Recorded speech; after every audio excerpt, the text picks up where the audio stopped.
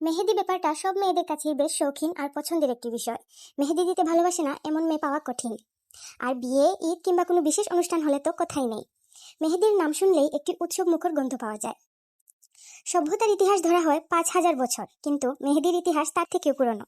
Neolithic বা নব্যপ্রস্তর যুগ থেকে মেহেদির প্রথম ব্যবহার দেখা যায় উত্তর আফ্রিকা ও মধ্যপ্রাচ্যের মরু অঞ্চলে। প্রায় 9,000 বছর আগে মরুবাসীরা প্রচণ্ড গরম থেকে বাঁচার জন্য তাদের পা মেহেদির পেস্ট দিয়ে ঢেকে রাখত, যা গোটা শরীরকে ঠান্ডা রাখত। প্রায় 1,500 বছর ধরে মুসলিম নারীরা মেহেদি ব্যবহার করে আসছে ইসলামের ইতিহাসে।